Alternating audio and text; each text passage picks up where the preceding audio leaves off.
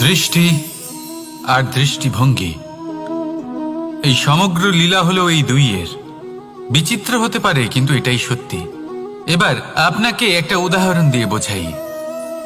অনেক সময় আপনি কোনো ব্যক্তিকে এটা বলতে শুনবেন যে আমি আমার নিজের উপরে গর্ব করি, আমি নিজেকে নিয়ে গর্ব করি, আমি খুব ভালোভাবে আমার মা বাবার সেবা করি, ওনাদের আমি সবসময় সুখী রাখি, ওনাদের আমি একটা বাড়ি দিয়েছি, সকল সুখ সুবিধা দিয়েছি, ওনাদের জীবনে প্রত্যেক জিনিস দিয়েছি আর দেব যা তাদের প্রয়োজন।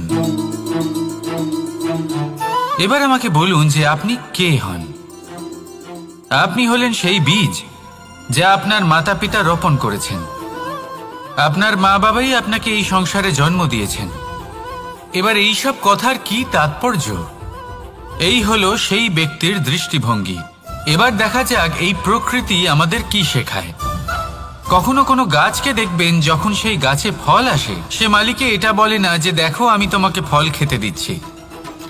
সেই বৃক্ষ এটা বলে না যে দেখো আমি তোমায় আহার করতে দিচ্ছি, কারণ ও জানে যে এটা হলো সেই মালির পরিশ্রম, এটা হলো তারই কর্মের ফল, আর এটা তারই পাওয়া উচিত। সে বলে যে তোমার জিনিস তোমাকেই অর্পণ করলাম, এ আমার জিনিস নয়। ও জানে সেই মালির গুরুত্ব আসলে কি। এটা হলো তার দৃষ্টিভঙ্গি। সেই জন্য আপনি জীবনে কোন ব্যক্তি ভালোবেসে বলুন রাধা রাধা। কখনো কখনো মানুষ মনে করেন যে সে নিজেই সব থেকে বেশি শক্তিশালী, তিনি হলেন জ্ঞানী। দেখুন, এটা ভালো ব্যাপার যে আপনার মধ্যে শক্তি আছে, জ্ঞান আছে, আর এটা শুধু আপনার জন্য নয়, এই সমস্ত সমাজের জন্য, দেশের জন্য, সমগ্র পৃথিবীর জন্য অত্যন্ত আবশ্যক। কিন্তু এই কথাটাও বোঝা অত্যন্ত আবশ্যক যে এই জ্ঞান যেন কখনো অহংকার না হয়ে ওঠে। যখন মানুষের মধ্যে জ্ঞান থাকে তখন সে রাম হয়ে ওঠে।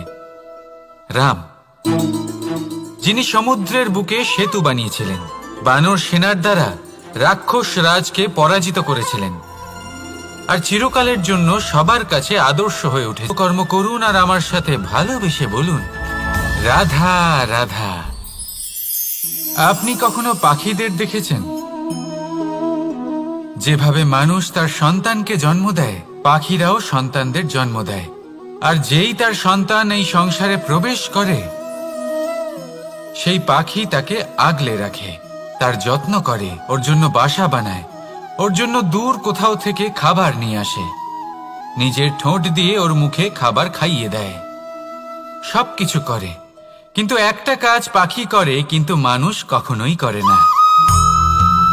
যখন পাখি মনে করে যে তার সন্তান বড় হয়ে গেছে, ওকে এবার ওরা শিখতে হবে, নিজেকেই আত্মরক্ষা শিখতে হবে, নিজের খাবার নিজেই খুঁজে আনতে হবে, তো সেই পাখি তার সন্তানকে বাসা থেকে বের করে দেয়।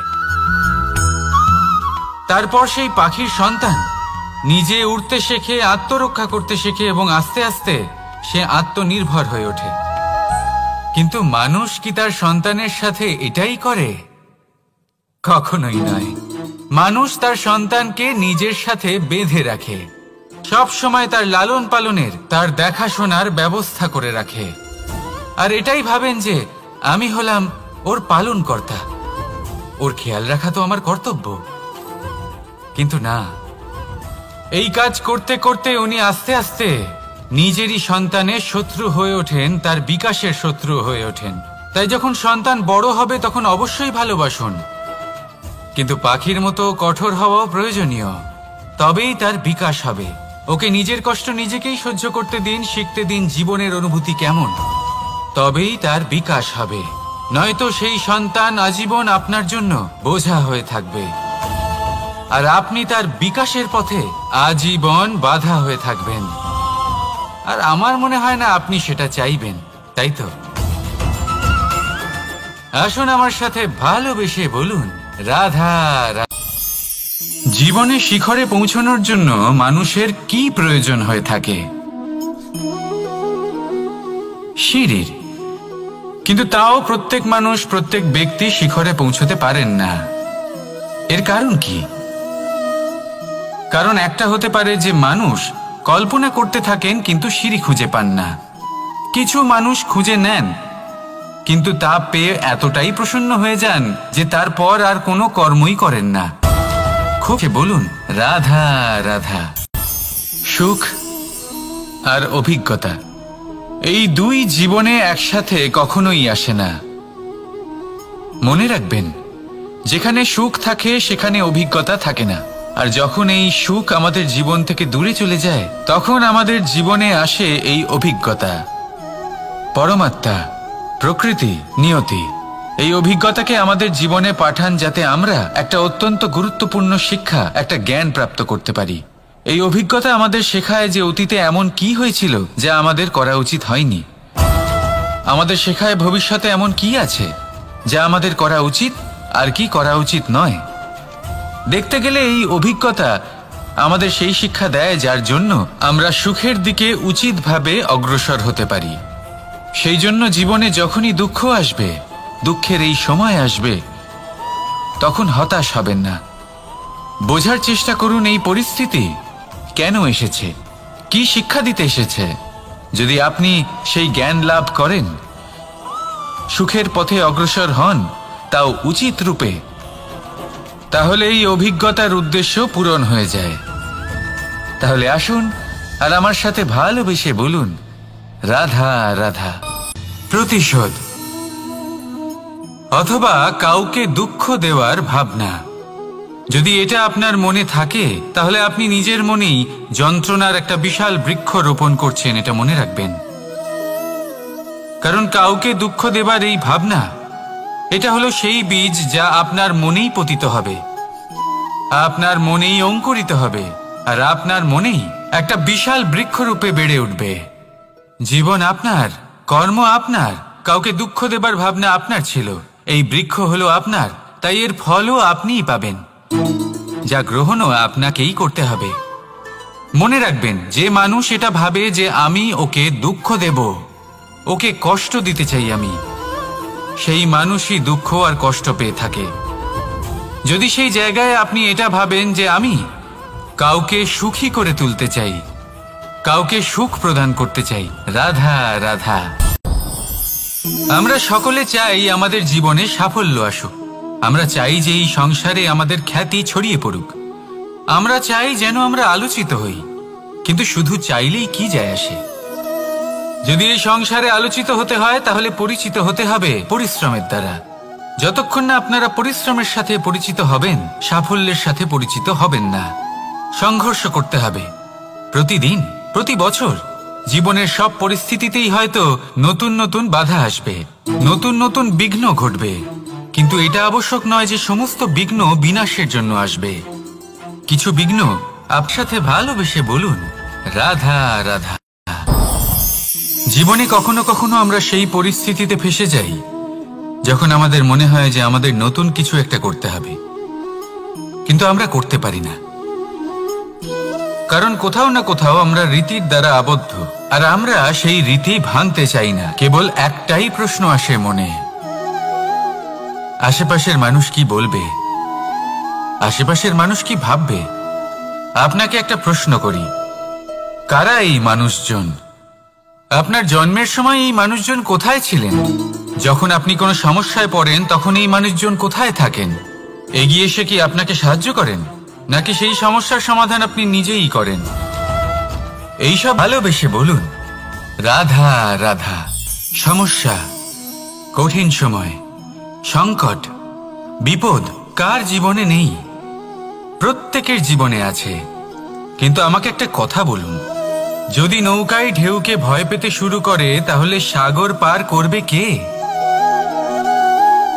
কখনো কোনো ছোট্ট পিঁপড়েকে দেখেছেন, যে আকারে হয়তো ছোট হতে পারে কিন্তু বড় শিক্ষা দিয়ে যায়? কিন্তু আমরা শিখি না। এবার দেখুন একটা পিঁপড়েকে, যে ভোজনের খোঁজে বাইরে বের হয়, একটা ছোট্ট দানা তুলে নেয়। ছোট দানা তোলে কারণ তার থেকে বেশি সে তুলতেই পারবে না। সে দানা নিয়ে চলতে শুরু করে, কোনো দেওয়ালে উঠে পড়ে, আবার পড়েও যায়। সেই দানা দূরে কোথাও একটা পড়ে যায়, তা আবার খোঁজে, তুলে নেয়, আবার চলতে থাকে। পড়ে যায়, আবার ওঠে, পড়ে যায়, আবার ওঠে। সেই দানাটা রেখে দেয়, আবার বেরিয়ে পড়ে ভোজনের খোঁজে। পরিশ্রম করতে থাকে, কিন্তু হার মানে না। এই শিক্ষাই তো আমাদের প্রাপ্ত করতে হবে। নিরন্তর পরিশ্রম আর নির্ভীক হয়ে কর্ম করে যেতে হবে। এটাই হলো সাফল্যের মাধ্যম, এটাই হলো জয়ের মন্ত্র, অচ্যুত অজয় অস্ত্র। তাহলে আসুন আর আমার সাথে ভালোবেসে বলুন, রাধা রাধা। আজকাল আপনি দেখে থাকবেন যে মা বাবা শুধুমাত্র সন্তানকে ভালোবাসেন তা নয়, তাদের মোহেও জড়িয়ে পড়েন। বিদ্যালয় যখন পাঠান তখন সমস্ত সুযোগ সুবিধা দিয়েই পাঠান, চেষ্টা করেন যে সবসময় যেন সন্তান তাদের চোখের সামনেই থাকে। কিন্তু ভুলে যান এক অত্যন্ত গুরুত্বপূর্ণ কথা, যে সন্তানকে এক নতুন দৃষ্টিভঙ্গি দেওয়াই হলো ওনাদের কর্তব্য। সেই জন্য পুরাতনকালে শিষ্যদের গুরুকুলে পাঠানো হতো, বাড়ির থেকে দূরে। কারণ বাড়ি ছেড়ে যাওয়া এক সন্তানের জন্য, এক শিষ্যের জন্য অত্যন্ত শুভ লক্ষণ হয়। যখন সে বাড়ির থেকে দূরে, গৃহস্থের থেকে দূরে থাকবে, তখন এই সংসারকে সে এক নতুন দৃষ্টিভঙ্গি দিয়ে দেখবে, পরখ করবে, বুঝতে পারবে, আর সবকিছু নিজে থেকেই শিখে যাবে কখন আক্রমণ করতে হয়, কখন পিছু হটতে হয়, কিভাবে এই সংসারের সম্মুখীন হতে হয়। আর এটা আপনার দৃষ্টি ওকে শেখাতে পারবে না, ওর অভিজ্ঞতা ওকে শেখাতে পারবে। তাই মনে রাখবেন, যদি আপনি চান যে আপনার সন্তানের বিকাশ হোক, তাহলে অনেক সময় ওকে নিজের থেকে দূরে নিয়ে যেতে হয়। যদি মোহে আবদ্ধ থাকেন তাহলে ওর বিকাশ কখনোই হবে না। তাহলে আসুন আমার সাথে ভালোবেসে বলুন, রাধা রাধা। এই সমগ্র সংসারের সব থেকে গুরুত্বপূর্ণ ব্যক্তি কে? স্বয়ং আপনি। নিজের জন্য তো বটেই, তাই না? কারণ যখন আপনি জন্মগ্রহণ করেন, নিজের চোখ খোলেন, এই সংসারে আসেন, তখনই তো এই সংসারকে আপনি দেখতে পান, অনুভব করতে পারেন। এখানকার আবেগ, এখানকার মানুষজন তখন থেকেই অনুভব করেন। যদি আপনি না থাকেন, তাহলে এই সংসারের অস্তিত্ব আপনার কাছে শূন্যের সমান, তাই না? আপনি না থাকলে এই সংসারও আপনার কাছে নেই। এবার সবাই বলবেন যে এ তো সত্যি কথা, সেই অনুযায়ী তো আমার স্বার্থপর হওয়া উচিত, অহংকারী হওয়া উচিত, কারণ আমার কাছে আমিই তো সবকিছু। দৃষ্টিভঙ্গি পাল্টে দেখুন, আপনার কাছে সব থেকে বেশি গুরুত্বপূর্ণ ব্যক্তি কে? আপনি নিজেই। সেই মানুষটি কেমন হওয়া উচিত একটু ভেবে দেখুন। সব সময় সকলকে সাহায্য করুন, একসাথে মিলে পরিশ্রম করুন, সাহায্য করুন অন্যদেরকে, এটা অতি আবশ্যক। এবং তার থেকেও বেশি গুরুত্বপূর্ণ হলো এটাই যে আপনার মনে যেন কখনো এই বিষয়ে ভয় না থাকে যে আমি আমার প্রিয়জনদের, আমার কাছের মানুষগুলিকে হারিয়ে ফেলব। এই ভয় কখনোই মনের মধ্যে থাকা উচিত নয়। যদি ভয় থাকে তাহলে থাকুক এই বিষয়ে যে সকল মানুষ আমার জীবন থেকে, আমার থেকে দূরে চলে যাচ্ছেন, তাদের বাধা দিতে দিতে আমি যেন নিজেকেই না হারিয়ে ফেলি, নিজের অস্তিত্বকেই না হারিয়ে ফেলি, নিজের ব্যক্তিত্বকে, নিজের বিচারধারাকে, নিজের করুণার শক্তি না হারাই। তাহলে এই ভয় ত্যাগ করুন আর আমার সাথে ভালোবেসে বলুন, রাধা রাধা।